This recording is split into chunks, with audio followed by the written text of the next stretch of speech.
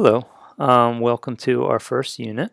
I want to start with an opening unit that's going to talk about moral relativism. This is sort of a new unit I've added in teaching this class, and I'm thinking about it because I know that as any students come new to an ethics course, we have a cultural sort of reaction against making claims and judging another person. And I think these are all connected with ideas of moral relativity. So I want to start with having you do the reading on what moral relativism is and is not, sort of describing it, looking at some of the arguments for and against it, and then moving into, I think, what underpins a lot of these claims is the appeal to tolerance, but also looking at self-critical analysis, and then seeing how this all has a role to play in healthcare and particularly in nursing ethics. So our first is going to be sort of describing ethical relativism and talking a little bit about the terminology here.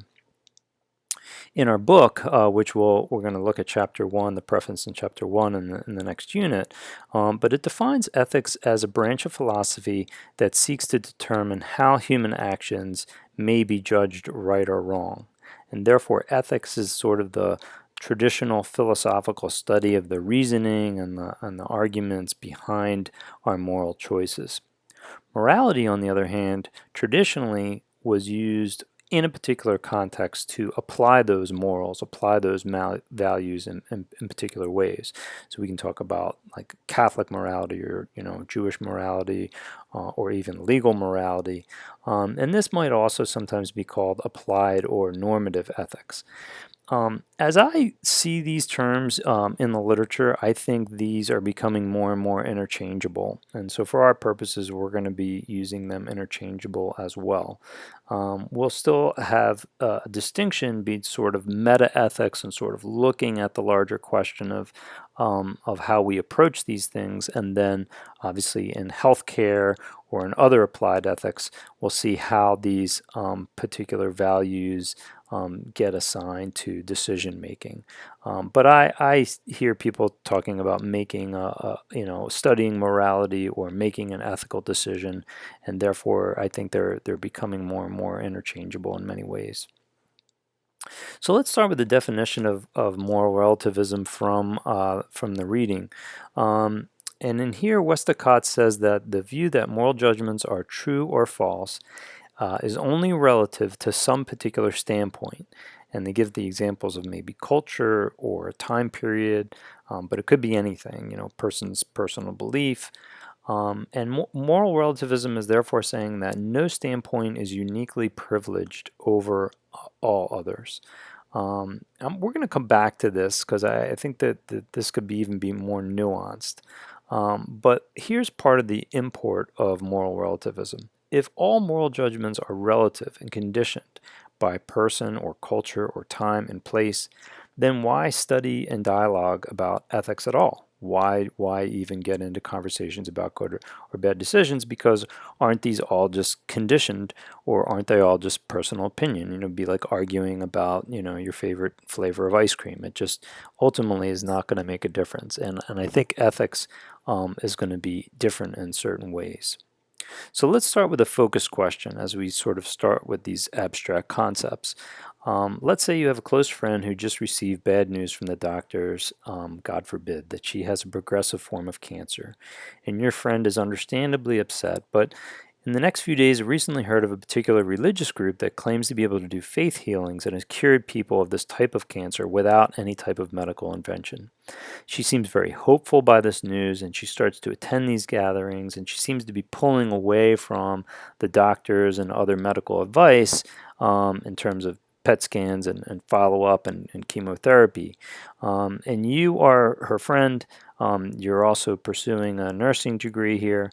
What do you do? Do you have any moral obligations to sort of make a judgment or to intervene? I think a case like this is sort of hedging on some of the claims of moral relativism. So let's start just with a slide on some of the history of moral relativism that gets laid out in the article. So this is section 1, really the historical background. And we see that there is some evidence, although they didn't use this term of moral relativism, in early Greek literature. And your author gives the example of Herodotus, who is the first historian, but a Greek writer who tells the story of this Persian king Darius, and he's asking these particular groups about what they do with their bodies, particularly their dead fathers' bodies.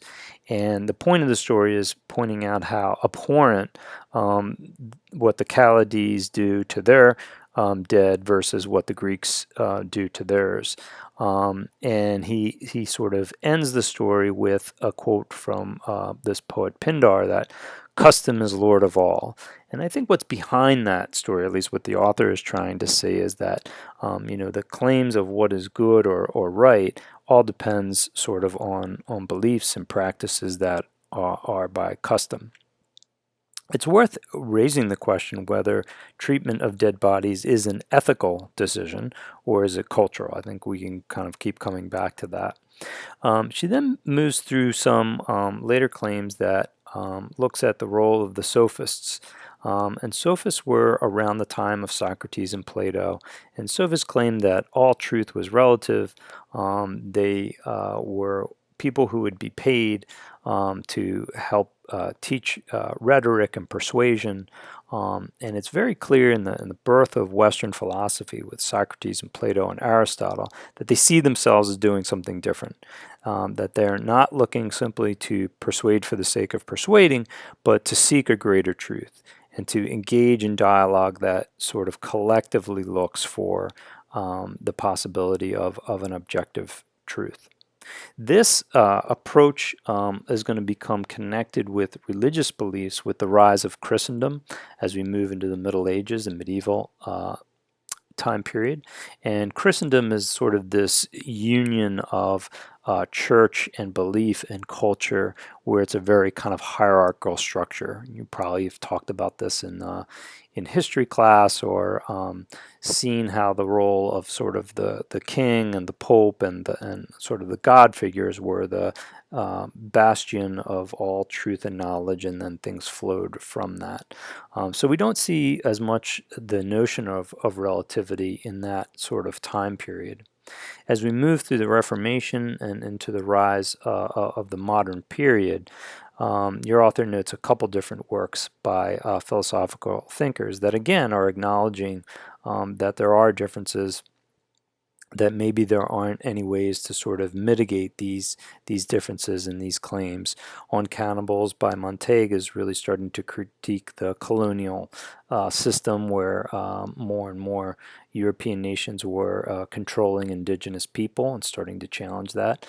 The social contract theory by Thomas Hobbes really comes out of his great work of the Leviathan, which basically says that if humans are left to their own devices, we would kind of all kill each other, that life would be nasty, brutish, and short, according to Hobbes. And so moral theories are developed in order for us to sort of get along and coexist and have us curb our natural appetites.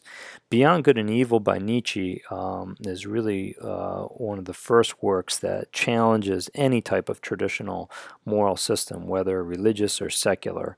And your author gets a little bit into the question of whether Nietzsche is a relativist. I think he just asserts his own absolute moral system in place of those, but at least he's sort of questioning a lot of those moral frameworks in terms of any type of validity.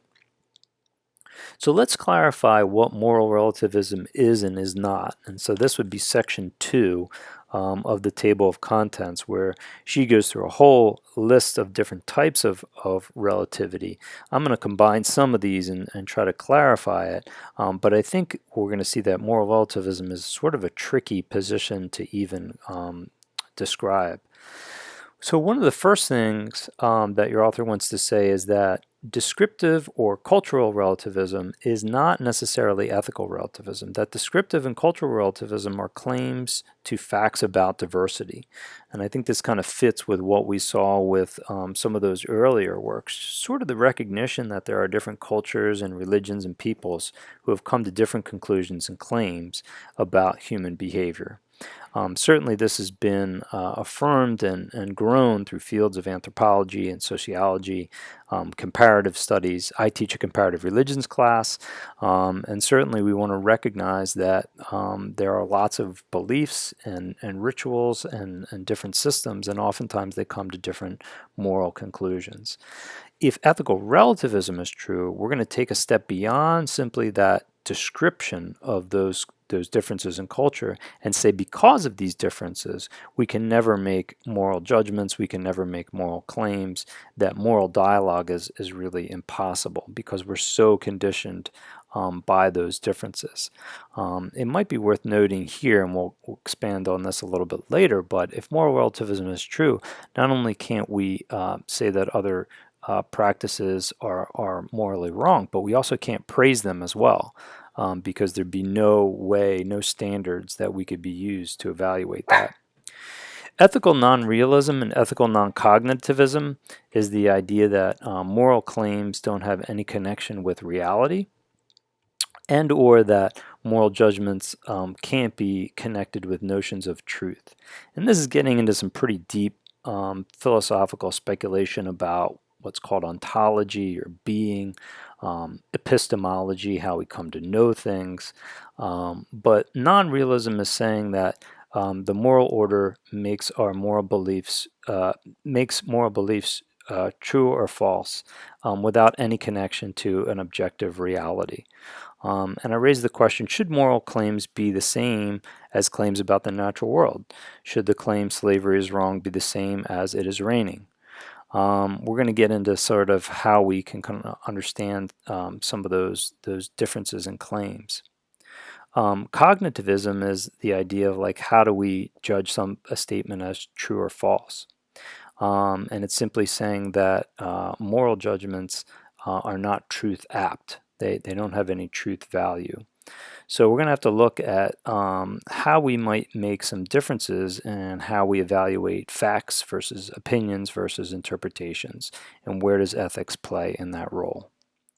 Meta-ethical relativism, again getting into a lot of these different terms, is just simply holding that moral judgments are not true or false in any absolute sense, but only relative to particular standpoints. And what I want to start to say is that I think, yeah,